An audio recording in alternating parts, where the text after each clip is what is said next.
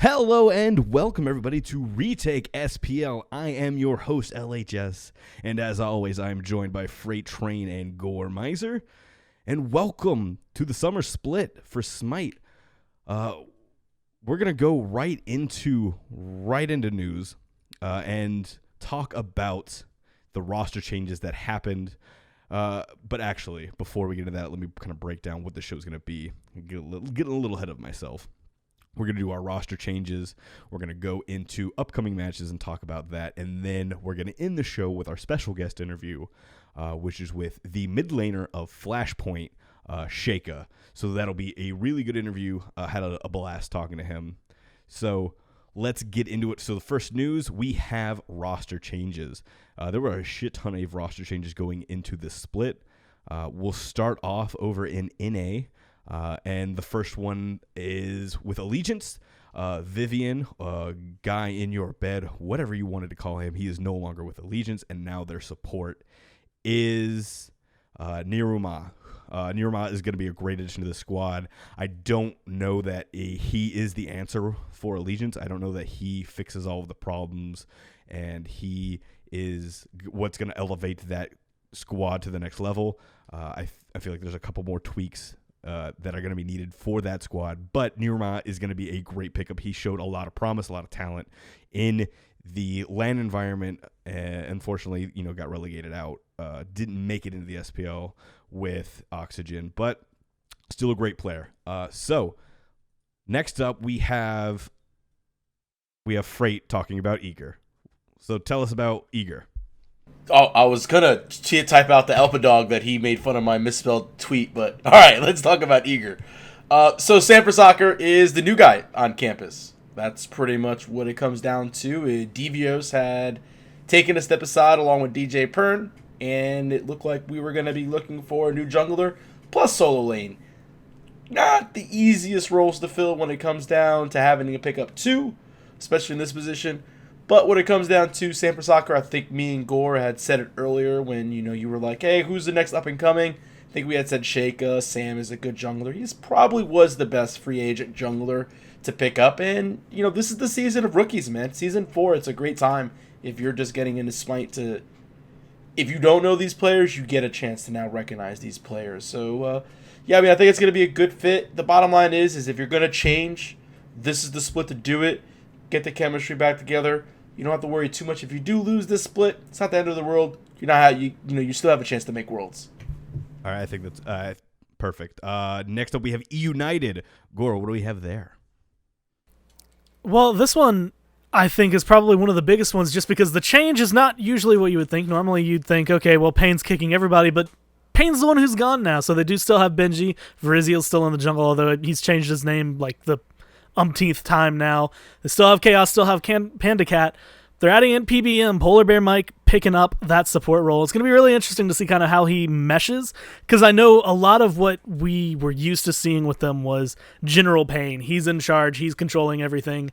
Now, I feel like it's going to be a little bit more friendly, I guess, as a team environment, but they're still going to have one distinct shot caller. I think PBM can kind of help fill that role, and I think it's going to be a pretty interesting squad to watch.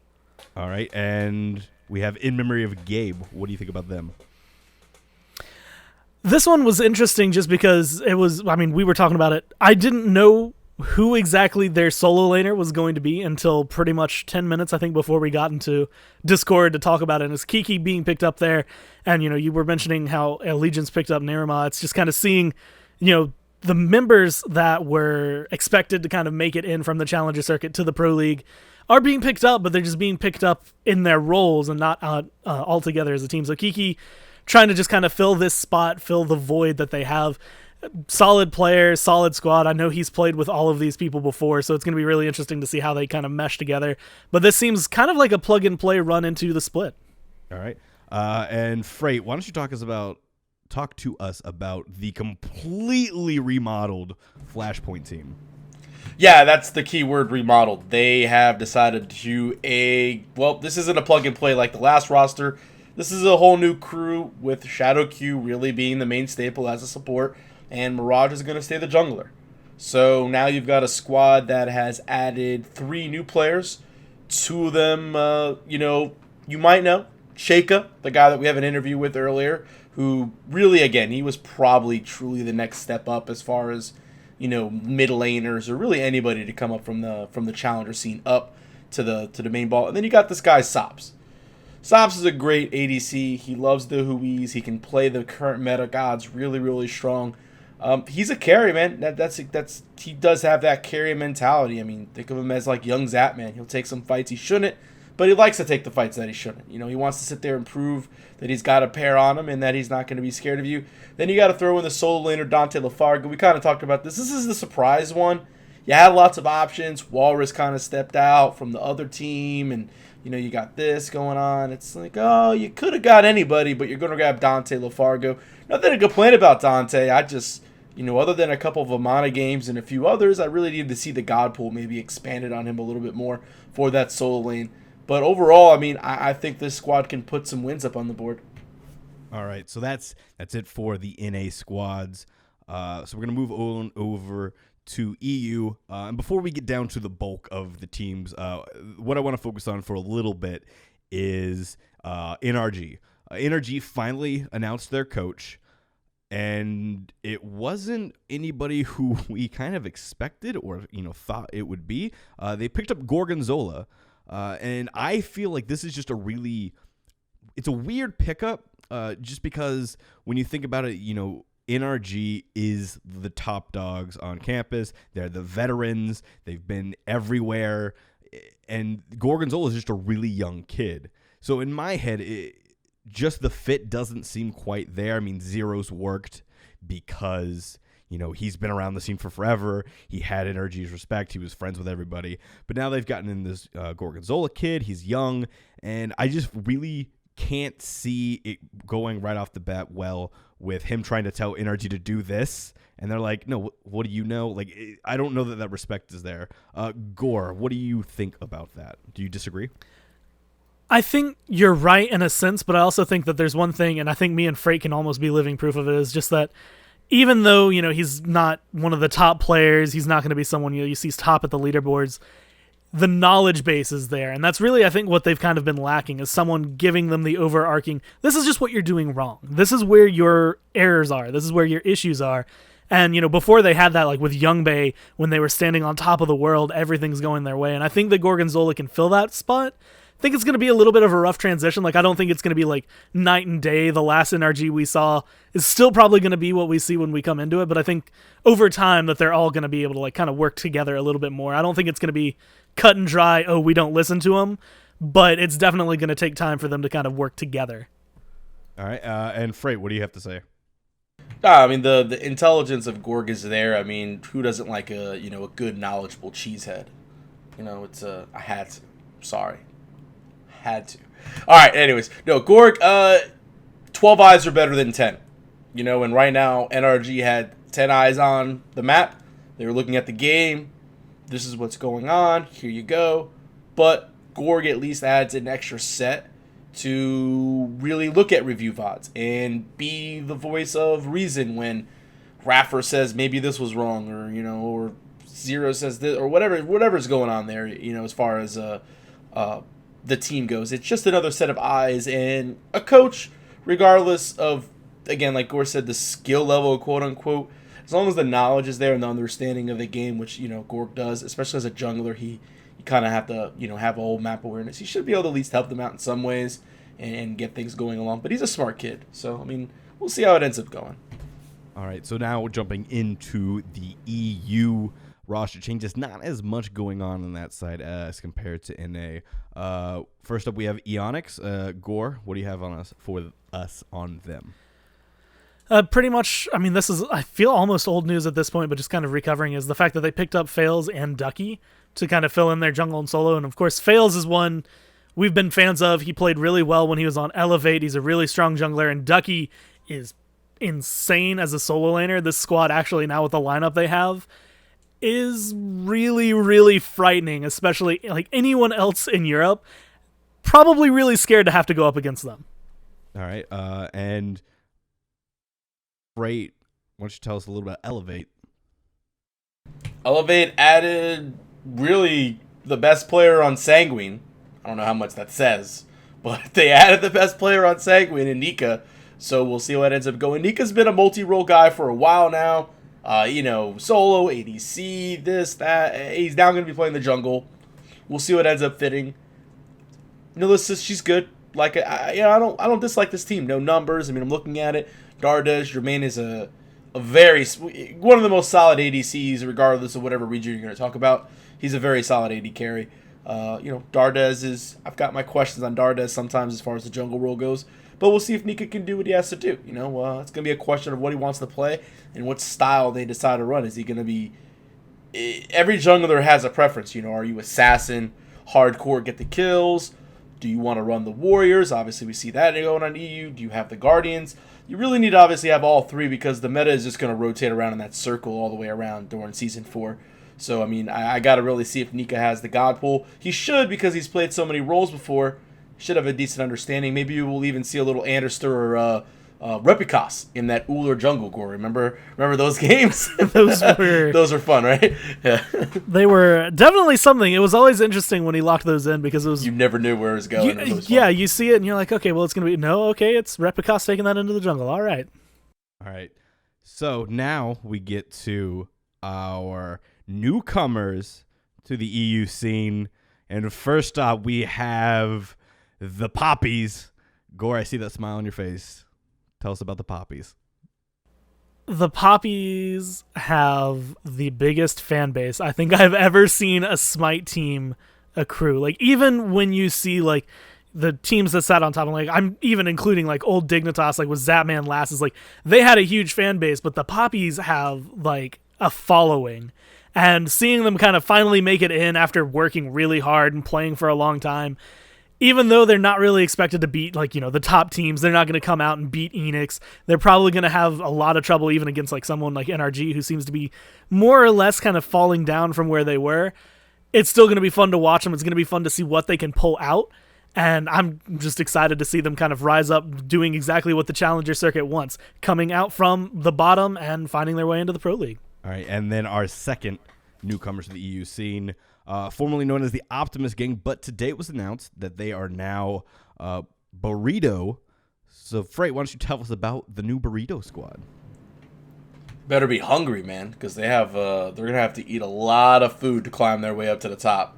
It's a good squad, Optimus Gang. They were Challenger Cup, obviously EU, both EUCC teams relegated into the Pro League. First off, very impressive. But I think that also does show the slight difference between the NA and EU side of things, where the EU top, very, very strong, the EU bottom, not so much. NA top, not so much. NA bottom, a little bit better off on things when it comes to certain aspects. But, the new guys, take a look at the squad. You've got Kesp. Kesp is a solid ADC, plays a lot of the Hui, likes to run around with those type of characters. He's relatively decent there. Fusify is a solid support, nothing too wrong. Death Panther is the one that moved from support to mid, so he's your wild card. Will he be able to play at an SPL level against, Zeros, against, like the Poppies, Ojaboom, Yamin, Lobster? Will he be able to compete with those mid laners being so new, even, somebody like Nulissa? The Zoni, I think that's their star. That's their LeBron. Like, him and CB are like your LeBron and Kyrie. Like, if you're going to put it into basketball senses, those are the two players that they're going to get things going and they're going to get it going right. CB is an amazing solo laner. He can play all the solo lane. Bologna, whatever he wants to play, he can sit there and run it for sure. And DAZN just wants to kill you. And I love that in a jungler. I've said it 100. I love a jungler that just wants to kill you. And it's like, I don't really, I'm going to get my farm, but I want to make your shit, I want to make you unhappy, and I'm going to send you back to base. And that's what he likes to do. So, there you go. Can, LeBron and Kyrie carry this squad in a sense? All right. So those are all of the roster changes so far that we know of for NA and EU. One of the biggest question marks actually coming into the summer split right now is going to be the fact that Walrus is not a squad. I think largely we'd all say he's, maybe not the greatest solo laner, but he definitely deserves to be on a team. So it'll be interesting to see where he ends up. I would hate to see it, but there's always the potential of him going back to Noble, replacing Aquarius. I mean, hands down, I think he is a better solo laner than Aquarius, but I do love me some Aquarius. So we'll see how that all shakes out. So we're going to go into our... Here we go. So first off, we have Elevate and Dig. Gore, why don't you kind of just walk us through this matchup? So this one's going to be really interesting because, again, Nika kind of stepping into this jungler role like Frey was talking about earlier. He has to kind of find that style. And of course, they've been scrimming. They've probably been playing a lot. We don't really... Personally, I don't really know what to expect out of him, but the rest of the crew, I mean, Jermaine, he has... I want to say hit or miss games where it's not really like he's great and then he's bad, where as much as it's like he's either great or he's not the carry that his team really wants and he's not able to kind of put them all on his back and go forward. But with Nulissa, No Numbers, Dardas, like the rest of them all being relatively comfortable, should be able to put up a fight, except for the fact that I think it's Dignitas, which I think is where it's going to be a little bit rough for them just because they have been kind of forming themselves together even stronger than before. I mean, Zeros, Cuvo, Variety, all just accomplished players, and then the duo lane, really, Argyle, Trickstank. Ultimately, Dignitas seems to have the advantage over this. They should be able to come out and like win it all. But I think Elevate's going to give them a rough time, and I think that this Elevate squad has a lot of potential going forward with it, too. All right, so just to be sure, that is a 2-0 for Dignitas you're calling, right? Yeah. It's going to be a rough 2-0, but it's going to be a 2-0. All right, so next up, we have the Poppies versus the Annex. Why don't you walk us through that one as well, Gore? So, Fanboy and me always... Well, actually, Fanboy and me really wants this one to just last forever, but when it comes down to it, Poppies, new kids on the block, even though they play well, there's a different caliber of player when it comes to the SPL. There's a different feat that they have to kind of accomplish here when they make it in here. And while they might have some chances against like the new Burrito and some of the lower EU teams, even against maybe Elevate before, Enix is coming out now with probably the best roster I think we could see, really, other than maybe NRG kind of collapsing and bringing themselves back. I think they are like top, and they're going to be able to come out. I think this is going to be an easy 2-0 for them. Even though the Poppies, I mean, fan favorite from everyone, Enix should ultimately be able to get this one. All right. Next up, we have Flashpoint versus the Old Sore. They got dropped by their org, and they are now Monkey Madness. Freight, why don't you walk us through that matchup? First off, amazing name, Monkey Madness. Classic. Great name. Love the name. So, when it comes out of Flashpoint versus Monkey, again, will Flashpoint's 3 new players be able to sit there and have prepared enough to sit there and really make a name and fight against Old Sore? I don't really think so. I think Flashpoint again is solid. I don't necessarily believe that, Monkey Madness is going to actually end up losing this game. I think Fine OK and the squad of Vicium and the rest of the crew just going to give it, week 1, you got to give it to the experience. And, we say experience a lot in Smite, but what we mean is like really the synergy in that aspect. I mean, we use the same words all the time, but you got to trust that a team that's been together and just came through last split, had a chance at Masters Land, should be able to beat a relatively new team. So, I mean, I'll give it to Monkey Madness 2-0 for that. All right, and then why don't you go straight into ALG and Luminosity? I mean, ALG is ALG. They're still up and down. I don't think they even know their identity yet. I mean, hopefully they get better with things. But, yeah, I mean, this is LG we're talking about. This is the same squad. Again, I just think that regardless of a change in supports, PBM leaves.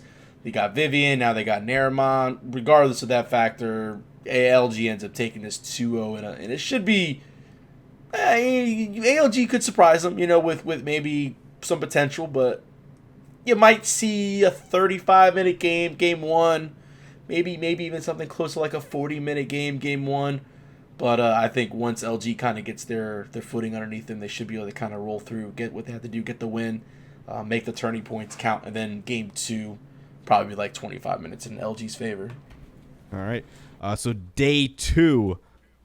Day 2, we have Optimus Gang and Dignitas. Gore, why don't you walk us through that one? This one I think is going to be a lot like watching Poppies versus Enix, where it's just going to be, there's the new kids coming in, they're going to be able to fight, they're excited for their first SPL match, and then like you said earlier, Freight, you've got the experienced team on the other side who knows exactly what they're getting into. You've got names like Trickstanks and Cuvo, And the team, even if they don't get nervous about it, even if they're ready to go into it and they're excited, there's just something to say about the fact that Dignitas, at this point, they should be able to kind of control the game pretty much from the beginning. The picks and bans should be in their favor. The early game should be in their favor, and they should be able to easily take the late game, no problem. And as much as I want to kind of root for the Challenger Circuit guys making their break in, ultimately I have to say it's going to be a 2-0 for Dig. All right, and remember, guys, Optimus Gang is now a burrito. Just wanted to make that apparent, and the change happened so quickly and before the show that we didn't have time to remake the picker. These things happen. All right, so that's 2-0 for Dig. Blame Gore. All right, Freight. I want you to take a little time. Whoa, it's my turn already? I want you to walk us through Rival versus NRG. Put your analyst hat on. How fast? How fast are we walking? We're walking like... We're going to take a nice leisurely pace here. So, leisurely pace? Oh, these two guys, man, these teams are solid, man. I mean, Rival, obviously, with the surprise versus NRG, and then all of a sudden you've got Gorg now coaching. This will probably be... I can actually see this being a split, to be completely fair. I mean, NRG, as much as they want to sit there and still have their claim to fame, I'm not giving them it anymore. I'm not... NRG lost my 100%. Always pick them 2-0 toward the mid of last season, and that's it. You got to earn it back. I don't really see... I see how it could go 2-0, but, dude, Rival is not a joking team. I mean, looking at the squad, I love Vote. I love Wi-Fi. Ice Ice Baby is on land. He was just a beast. Now, obviously, hopefully there's no ping issues, whatever, but if he can maintain that ability, he'll go crazy. You got this guy Deathwalker. He just brings Mystical Mail back, and he's like, yeah, I'm gonna get the most expensive item in the game. Like, I'm looking at my watch. It's like it's a time, but he's like, I'm gonna sit there and bring the most expensive item in the game back. Why? Because it wins you lane, no matter what. So what happens when the other player gets Mystical Mail? You have to get Mystical Mail, and if you're behind and you're buying Mystical Mail, well, you don't really do much. So I mean, Deathwalker gets ahead. He's able to maintain that. He throws in all these items. I love Deathwalker. I think he's great. He's got a great mind on him. And I honestly think that this will end up being a 1-1 split. I think Rival can take a game off of these guys. I just don't think NRG's where they're at. If they are, maybe Gorg had something to do with it. But even after knowing who you're going to face and being able to do the homework, Alpha Jackal does an amazing job at coaching. When it comes to that aspect, Gorg Inzola is new. He hasn't coached this team before. He doesn't really know what the players are going to be able to do. Alpha has this team. This might be Rival, but this is Alpha Jackal's team. Like that's what it comes down to it as far as a coaching point. I mean, that's what you want. You want it to be the coach's team. They listen to this guy. They understand him. They respect Alpha's opinion. And if Alpha says, hey, you're going to pick Ao Kuang jungle because they don't understand how to fight against it, watch that get picked, and then we beat them because of that, But that's a scenario. That's not really going to happen. But regardless, Alpha has a very good understanding, and he does an amazing job of researching the teams beforehand. And I think Rival will be able to at least take one game off of them. All right. So was that a leisurely enough? Or yeah, that was leisurely enough. I like the breakdown. I don't. All right. So were we holding hands while we were walking? Was it like one of those things? Or? All right, you can stop talking now. Just quit while you're ahead. Next up, we have the Poppies and Elevate. Gore, walk us through your favorite team again. This is, again, one of those scenarios that it's going to be... Well, actually, this one might be a little bit better for the Poppies coming into it just because they will have had the one game coming in, a little bit more experience. Like, online play, I think, is going to be more comfortable for them. And playing against Elevate specifically, I think they will have a little bit more of a chance than they would earlier in the week.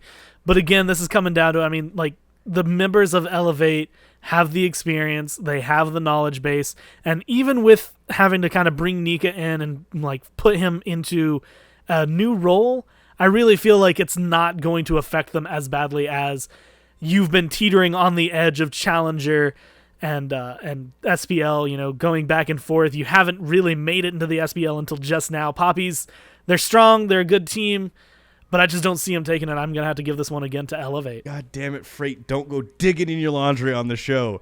Are you serious right now? God. All right. So, sorry, I was distracted by the large man digging in the background. You have this, I'm assuming, as a 2-0 for Elevate. Yeah, that's pretty much exactly what it was. When it comes down to it, Elevate, they're a stronger team as it stands right now. I mean, I'd love to see the Poppies come out and just surprise everyone.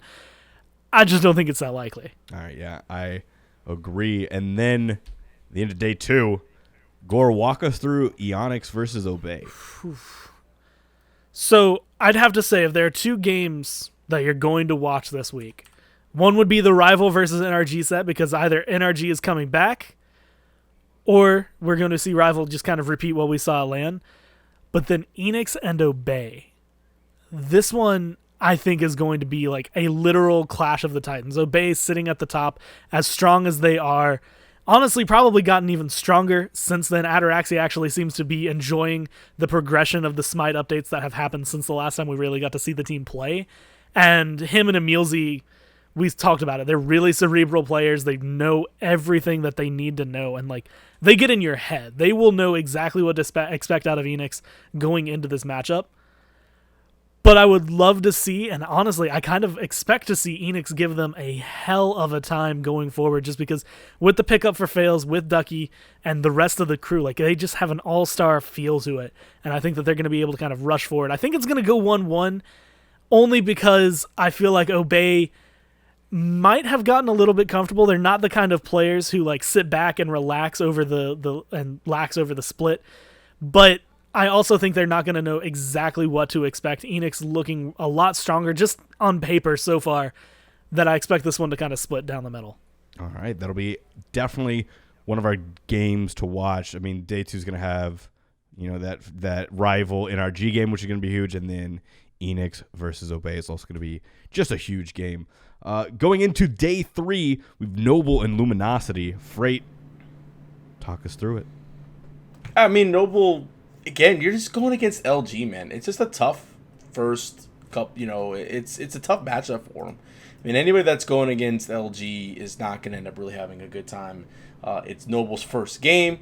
They're not playing anybody. I'm looking at that is their first game on Sunday. So, yeah, I mean, week 1 back in the SPL, they got to go against Bear and friends. I mean, how fun is that really to sit there and get bad at your first task? I mean, the guys at Noble, we'll see what Aquarius can do. They ended up swapping out Walrus. I still got to give it to LG 2-0 in this aspect. Again, just the fact that they're just the better team overall. I mean, just from top to bottom in every single aspect, LG just covers everything. I mean, Wowie is amazing. Let's not count this guy out. I mean, Hui bounces, all that other nonsense. He's a great player.